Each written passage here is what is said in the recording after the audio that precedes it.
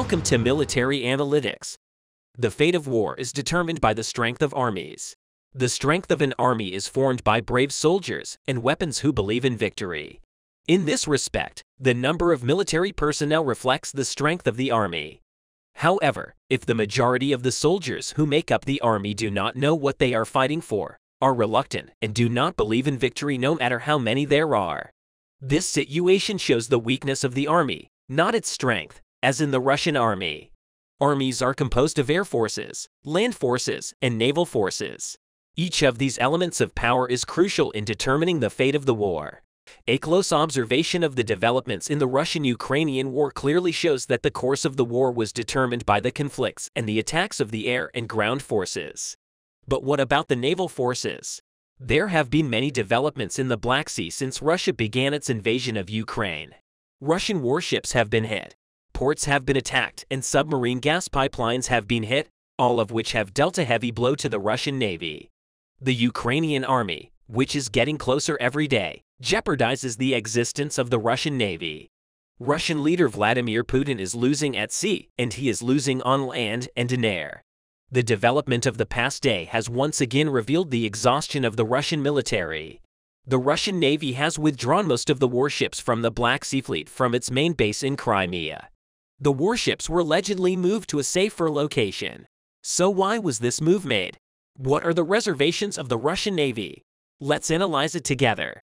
Major General Vadim Skibitsky, deputy head of Ukraine's military intelligence, announced in an interview with the TV program the other day that the Russian Navy had left its main base in Crimea. Skibitsky linked with the withdrawal of Russian warships from Crimean waters to the airstrike of the Kremlin the day before, saying that the Russian Navy fears missile attacks and will therefore withdraw its ships to a safer area. The home city of the Russian Navy is Sevastopol. The official headquarters of the Black Sea Fleet is located in Sevastopol on the Crimean Peninsula. Since the beginning of the Russian-Ukrainian war, the city of Sevastopol has been subjected to several attacks. Most recently last week, a fire broke out in an oil depot in the region. While Ukraine did not make a statement about the fire caused by a drone attack, Mikhail Razakheho, the governor's Vestopol appointed by the Kremlin, claimed that Kiev was behind the attacks. Sevastopol is one of the most strategic regions in the war, both commercially and militarily. For this reason, the Ukrainian army has been attacking Sevastopol and its surroundings almost every week, aiming to completely expel the Russian occupiers from the region. Ukraine's ultimate goal is to achieve success in the war by taking Crimea from the occupiers. The Russian military is taking measures in response to the spring offensive that Ukraine has been preparing for months.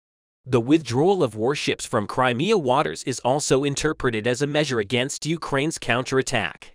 Major General Vadim Skibitsky, deputy head of Ukraine's military intelligence, made a statement that proves Russia's fear of Ukrainian aggression. Skibitsky announced that his ships belonging to the Black Sea Fleet were sent back from Sevastopol to Novorossiysk, Russia.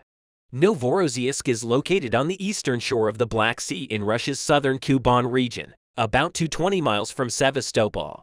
Skibitsky added another important detail about this region with the following sentences. While out of range of probable anti-ship missile launch sites in Ukraine-controlled territory, the Russian Navy is literally running away from Ukrainian missiles. While Renaud, chairman of the political science department at Northwestern University, said that he was not surprised that the Russian Navy has moved out of Sevastopol. According to Renaud, it was quite natural because this move was a precautionary measure taken by the Russian military against a possible attack by the Ukrainian army with missile systems such as HIMARS, Reardon told an American broadcaster. It is possible that Russian planners anticipate that ships could come into range of missiles such as HIMARS in the event of a Ukrainian offensive enabled repositioning closer to Russia's naval stations. Russia's Black Sea Fleet has been reduced to a low level of force, at least in some respects. This development has lessons for U.S. planners. There is a suspicion that the current offensive weapons put naval power at a disadvantage, particularly large, expensive vessels that relatively inexpensive offensive weapons can damage or destroy. Thinking ahead to the Western Pacific. Are large investments in capital ships the wisest use of resources? In his speech, Redmond also mentioned the heavy blow suffered by the Russian Navy. The most important of these was the sinking of the cruiser Moscow. The Moscow was hit by Ukraine's Neptune missiles and sunk in April 2022. The loss of this ship dealt a $750 million blow to the Russian military. Shelling Sports editor, chief of the American publication, said that Moscow's loss it could easily be $700 million to replace that ship. But given the state of decay we've seen in the Russian military, we doubt they have enough money to replace it.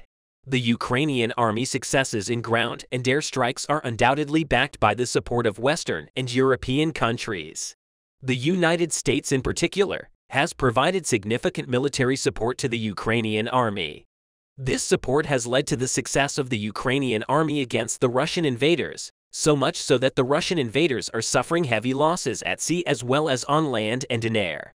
In recent months, U.S. Navy Commander Gilday mentioned that the military aid provided by the U.S. to Ukraine was ineffective in Ukraine. Success in the maritime arena. Rear Admiral Mike Studman, the U.S. Navy's top intelligence official, said that the battle for the Black Sea is largely over. Aid such as missile systems and drones has also affected the Russian occupiers. Navy Ukrainian soldiers have mastered the use of these weapons and cornered the Russians. Gilday, in a statement he made in the past months, touched on the following issues. You've seen the Russian effectiveness from the maritime domain has been declining. The very reason is that the Ukrainians have become better at targeting and using the weapons that we have provided them. Ukrainians have limited the Russians' maneuverability to put themselves in a better position. The Ukrainian army, which is getting stronger day by day with the support of Western European countries, has achieved success against the Russian invaders in all areas of the war. The Russian army, which has suffered heavy losses, is now experiencing major problems within itself. On the one hand, Wagner Group boss Yevgeny Prigozhin announced that the Wagner soldiers will leave Bakhmut. On the other hand, the number of Russian soldiers surrendering to Ukrainian troops is increasing. It seems very close for the Russian army to wave a white flag. How do you assess the withdrawal of Russian Navy ships from the Caribbean waters? Do you think the Ukrainian army will be able to clear Crimea from Russian invaders with the counterattack that it is preparing for months? What are your thoughts on the course of the war? There are historical moments on the front lines of the war between Ukraine and Russia. For a long time, the intensity of clashes was centered in eastern Ukraine. But with the arrival of spring and rising temperatures, both sides of the war began to focus their attention on the south of Ukraine. The reason for this is that the eastern Ukrainian front lines have more operational importance, while the southern fronts are at the center of the strategy. The key strategic center of the war at the moment is the Crimea and southern Ukraine regions. The priority for Crimea is to have full control of the Kherson region and its surroundings. For this purpose, the Ukrainian armed forces recently signed a historic step on the sides of the Dnipro River in the Kherson region. Crossing the Dnipro was crucial to the Ukrainian army's goal of controlling Crimea, which Moscow had annexed 9 years ago. The Russians never considered that the Ukrainians could achieve this, but the situation that the Russians did not expect finally came true. As a result of the efforts of the Ukrainians, Ukrainian troops managed to cross the Dnipro River in the south of the country for the first time since the beginning of the Russian invasion. This breakthrough, following rumors of a partial withdrawal from Russia's Kherson region, shifted the focus of the war in that direction. In addition, the striking success of Ukraine left Russian leader Vladimir Putin helpless, especially in this critical time of the war. On the other hand, since the Russian troops withdrew from Kherson in November, the Dnipro River has been the front line. Analysts speculate that Ukraine's spring offensive could progress from 100 kilometers south of the river, possibly to annexed Crimea. According to experts at the Institute for War Studies in the United States, images from Russian military bloggers provided the first reliable geolocated image of Ukrainian positions south of the river. The scope and purpose of these Ukrainian positions highlight the ability of Ukrainian forces to maintain their sustained positions in this area. The Russian-appointed governor of the Kherson region in southern Ukraine denied reports that Ukrainian forces were positioned on the eastern bank of the Dnipro River. Vladimir Saldo stated in a Telegram update that Russian forces have full control over the region, but the proven footage proves the Ukrainian domination of the river.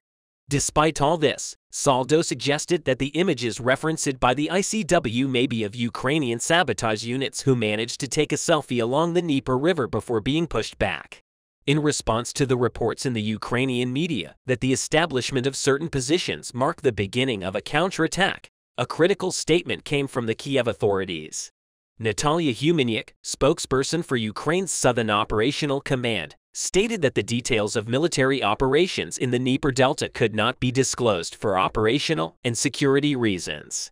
Humeniuk also mentioned on Ukrainian television that crossing a wide and powerful river like the Dnieper is a very difficult task. But the images that emerged indicated that the Ukrainians had succeeded in this challenge. According to the reports of the Institute of War Studies, Ukrainian forces established positions near the town of Oleshki, across the Dnieper Delta from Kherson. Also, according to recent reports, Ukrainian troops are advancing towards the nearby village of Dapchi. It is also claimed that Ukrainian troops held these positions for several weeks and secured supply lines. These statements also showed that there was no Russian control in the region. However, Russian military figures feel that instead of launching new operations due to material and manpower constraints, the Russian military should consolidate its current gains in Ukraine. The head of the Wagner Group, financier Yevgeny Prigozhin, stated that the Russian forces must firmly secure their positions to prevent the opponent from tearing them apart. A 5-minute audio recording was also released, in which Wagner Group financier Yevgeny Prigozhin discusses the upcoming Ukrainian counteroffensive and the crippling shortage of ammunition facing Russian forces in the Donbass. In this recording, Wagner Group head Yevgeny Prigozhin admitted that Russian soldiers died at a rate of 5-1 compared to Ukrainians because they were not given bullets or there was no suitable artillery. This stunning 5-minute audio recording, possibly created near Ukraine's Eastern Front, was shared on Telegram channels sympathetic to the Wagner Group cause. Considering Prigozhin's previous complaints against the generals of the Russian armed forces with whom he disagreed for much of the occupation, this scandal is likely to give the Russian administration a headache. In a voice message, Prigozhin stated that the armed forces of Ukraine are fully ready to cut off the Russian military wings. Furthermore, Prigozhin points out that the number of people at Wagner PMC is decreasing. The Wagner leader added that they could hold off for another 2 to 3 weeks until the last bullet is in the magazine. Considering that the Russian war generals should take responsibility for what happened on the Wagner front, said Prigozhin. The Ukrainian counterattack is inevitable. On May 2nd, the last rain should fall. Another week is needed for the wind to dry the soil. After that, the armed forces of Ukraine will be ready to act. When the Ukrainians begin to advance, the mobilized Russians will ask, "Where is our ammo? Where is our leadership? Where are our commanders?" Once again, a crime is being committed against the Russian Federation. The claims made by the Wagner leader in this remarkable audio recordings are quite striking. In fact, if we look at the battlefield in Ukraine from a broad perspective, we can clearly see that Prigozhin was right on this issue, because in Wagner's troops, instead of one being killed while attacking a building, 5 people die because there are no bullets. And the Wagner members don't have enough artillery to counter the Ukrainian artillery. Wagner leader made striking statements not only about the front line, but also about the conscientious parties of this war. Prigozhin described the Russian war cabinet as scumbags, noting that the deceased will have to answer to their mothers. Also, since the Wagner Group's attack on Bakhmut that began nearly 10 months ago, Prigozhin has repeatedly provided false information to the Russian blogger community in an attempt to undermine support for Putin's war generals. The Russian Ministry of Defense claims that Prigozhin used the alleged successes of the mercenary unit as leverage in his attempt to gain influence in the Kremlin and his friend Vladimir Putin. Therefore, Prigozhin's words are characterized by officials of the Russian Ministry of Defense as unreliable. The conflict between the Russian administration and the Wagner Group is very useful for the Ukrainian forces. Ukraine's counterattack is expected to take place in the coming weeks or months as the differences of opinion within Russia continue to be fierce. Military experts speculate that the scope of Ukraine's offensive plans may also include an advance towards the occupied city of Melitopol. A successful maneuver of the Ukrainian forces in this direction would block the Russian land bridge from the Crimean Peninsula to the clash areas in Donbass and eastern Ukraine. Also, this critical step will effectively isolate Putin's soldiers from one another. On the other hand, most of the Wagner Group is located in Bakhmut in the Donetsk region of the Donbass. If the Ukrainians broke through the Russian lines to the west, efforts to besiege the city would become nearly impossible. But the Ukrainians chose a much more logical path. In other words, the Ukrainian armed forces have given priority to Crimea, which is described as the most critical center of the war. But the Ukrainians also continue to carry out defensive missions on the eastern front lines. I will focus on the Kherson region and in particular on the northern part of the region. Here, after launching an offensive towards Mlawa, the Ukrainians did something unexpected. They did not engage the reserves to increase the intensity of their attacks rapidly, and instead very slowly opened more lines of attack.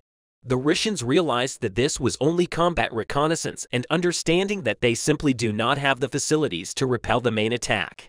They started dumping water at the Kakhovka Dam, which clearly indicates that they expect the Ukrainians to step on the porch of Kherson very soon.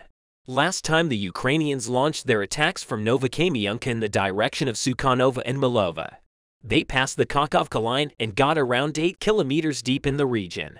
They attacked towards Milova was necessarily launched in between these two ravines. They slowly become 3 belt areas.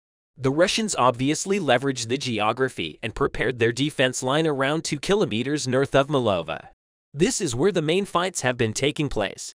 Although Russian media sources continuously repeated that the fights are very tough and everything indicates that they will reinforce this group and try to reach Borislav, it never happened.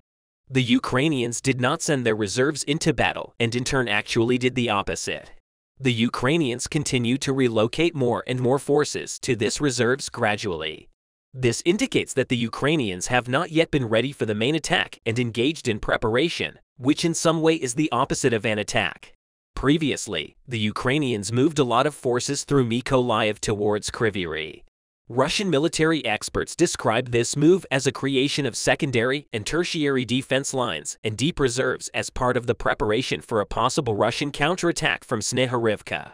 However, it seems like the Ukrainians made this big hook to fool the Russians, or at least relocate their forces more safely because for the last 2 days the Ukrainians have been relocated. The newly arrived forces from the deep reserves to the close to the frontline reserves. Reports are coming in suggesting that the concentration of tanks and armored machinery in the Davidov-Brit and Novokamianka areas is constantly increasing. The Ukrainians have also made the Russians think that they are launching a real attack by conducting extensive artillery preparation. The Ukrainians have completed more than 110 fire missions to undermine Russian defense by damaging their defense infrastructure and supplies of gas, ammunition, and food. And they also engaged their aviation and conducted several airstrikes with the aim of destroying Russian air defense objects. But why did they do it if they were not going to support it with attacks of the same intensity? The answer is simple. The Russians have been expecting a big attack, and they have surely tried to prepare as many surprises as possible to undermine the Ukrainian attack in the most decisive moment. So by faking the attack, the Ukrainians exposed all hidden weapons and artillery positions. They collected information about how fast the Russians were able to send their reserves to the front and how many troops they were able to allocate to protect this direction. They found out the lag between an attack and a response from aviation. They have checked how the destruction of air defense objects and overwhelming air defense system by the artillery preparation influenced the ability of the Russians to shoot down drones, which in real attack will be substituted by aviation. The next day, the Ukrainians also started assaulting Brzezinski, Sadok, and Piatai-Khatki.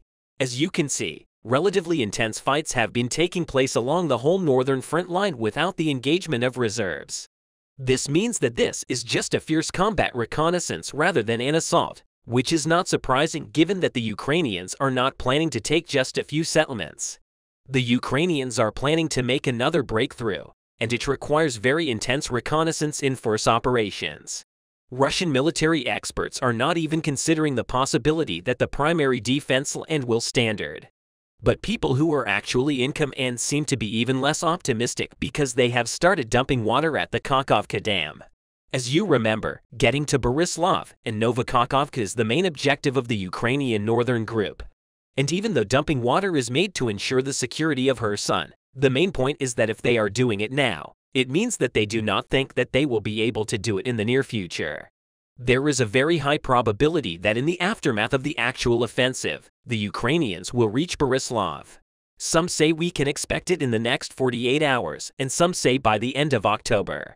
In any case, let's wait and see if you're against the invasion of Ukraine and you want to support the work that I'm doing. Consider making a purchase in the online store.